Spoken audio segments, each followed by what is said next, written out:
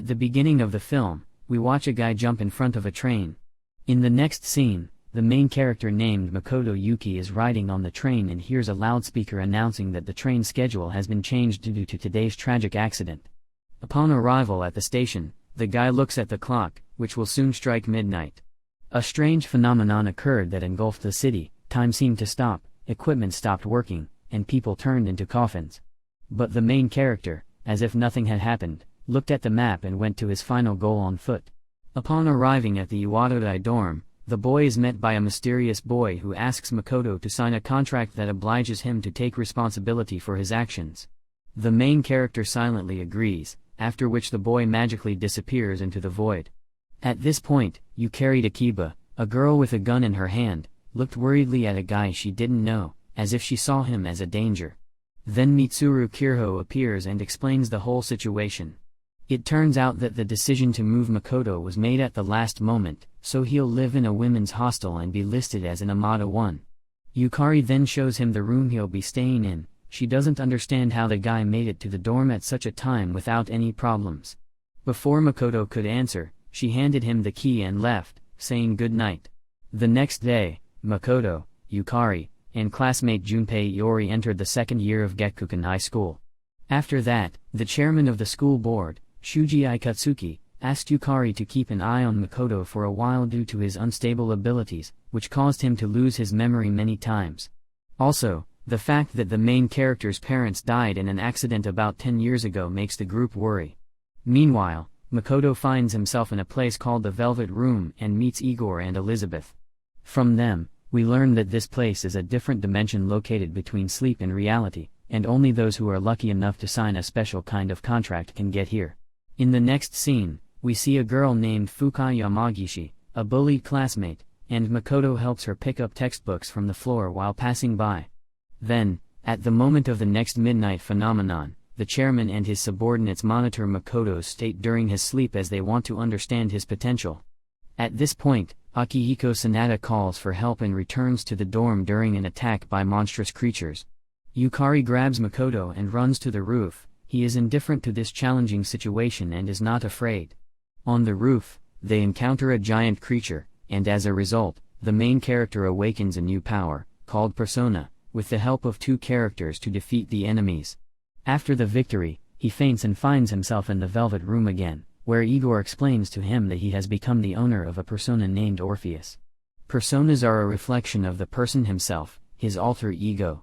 Igor also explains that over time, the persona will become stronger.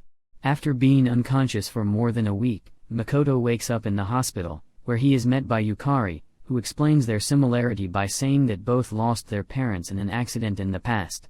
Aikatsuki, Akihiko, and Mitsuru then recruit Makoto into a specialized extracurricular execution unit, SEAS, and explain that there aren't 24 hours in a day. There is a so-called dark hour which people do not know anything about, and they sleep in coffins during it. Some showed signs of apathy and could quickly become victims of shadows during the dark hour. Makoto joins SEAS to help them fight the shadow creatures. Shortly after, Junpei joins SEAS, and Akihiko concludes that they have enough members to explore their school's dark hour, a maze called Tartarus, where they hope to uncover the secret of the dark hour.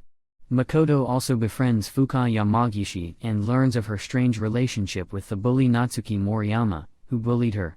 Again, the dark hour arrives, and Makoto meets a mysterious boy who warns them of the impending danger.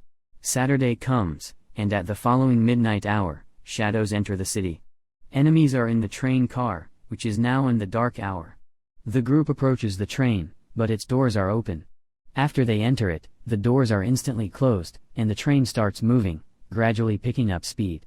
Shadows surround them on both sides. Junpei is overconfident and decides to defeat the main enemy sitting in the control cabin single-handedly. The entire group comes under the control of the shadows. If the train continues to move, then in a few minutes, it will collide with another one that is standing in its way. Meanwhile, Junpei goes through one car after another, destroying enemies. He has already reached the main carriage and met the arcane priest. As he is fighting him, his persona doesn't help him, and it's too weak compared to the priestess. However, the train is getting closer and closer to the inevitable collision. Makoto arrives in time to defeat the priestess, but they completely forget that the train is already near. Makoto remembered from video games how to stop a train, and it saved them. After the recent events, quite a lot of calm days pass in which nothing strange happens. But at one point, 2 female students are found near the school, and one of them is diagnosed with apathy. Such a diagnosis is made only when meeting with shadows. The team searches for answers but stumbles upon a gang of criminals who are not happy to see them. One of them starts to provoke Makoto and at one point tries to strike, but the guy skillfully dodges and doesn't allow himself to be hit. At one point, Shinjiro Aragaki arrives and lets the criminals know it's time to leave. The team learns from the man that the girls bullied Fuka before she disappeared. That night on Monday at school, the boys learn from Natsuki Moriyama that she and her friends have locked Fuka in the gym. However, when her friends checked on Fuka that night, she mysteriously disappeared. She also says that she thought of her as her best friend. Then the members conclude that while Fuka was locked up, she went to Tartarus. She disappeared 10 days ago, but she can only exist during the dark hour, so only 10 hours have passed for her. So, there's a chance that she survived. They plan to save Fuka. After the members gather, they break into the school and divide into groups. The dark hour arrives, and Natsuki is caught up in this phenomenon. Out of guilt, Junpei and Akihiko do find Fuka inside Tartarus. Fuka said that she saw monsters passing by, but none of them noticed her.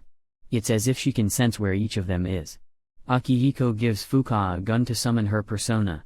Meanwhile, a mysterious boy has returned to Makoto and informs him that his companions were still able to find Fuka. The boy added that they were fortunate, as they couldn't cope without her abilities.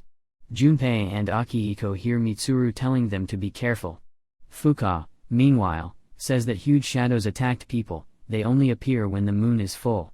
Junpei and Akihiko, with Fuka, rush to their aid. At the first blows, the monster seemingly falls dead, but that was at first glance. They stand up and quickly crush all of their personas. The young men summon their personas, but nothing comes of it, the shadow monsters are too strong. Everyone is lying on the floor, exhausted, except for Fuka. They can no longer continue fighting and are ready to give up. Fuka says to Natsuki Moriyama that she asks for forgiveness for her act, but 2 monsters approach from behind. Then Fuka has to use a gun, shooting herself in the forehead. She manages to summon her persona, Lithos, but it is not suitable for combat. Her persona focuses on recognizing the weaknesses of Arcana and coordinating the collaborative efforts of the members of SEAS. At this moment, Makoto arrives on a motorcycle and instantly summons his persona, Orpheus. But it is useless against the 2 monsters, as they are immune to fire. Makoto then calls another persona that seals the 2 monsters in ice, but it doesn't help for long, she unfreezes them. Then Mitsuru orders Makoto to leave before the shadows kill him, but he won't give up. The guy invokes his harpy persona repeatedly, but it doesn't help much. Amid the battle, Fuka begins to sense the shadows' vulnerabilities and what ability could be used against them at the moment. Then Akihiko and Junpei get up from the floor, and on Yukari's command, they begin to use precisely those abilities to which the enemies are not immune. After each victory, the immunity of any of the elements changes, and Fuka prompts and coordinates all SEAS members. Together, they finally defeat such a powerful enemy. A few days later, Fuka moves into the Iwatodai dorm and reconnects with Natsuki, and life returns to normal. In the post-credits scene, a mysterious boy appears in front of Makoto and introduces himself as Pharos. Meanwhile, a girl wakes up from a dream in an unknown place. That's all for today. Don't forget to leave a like and subscribe.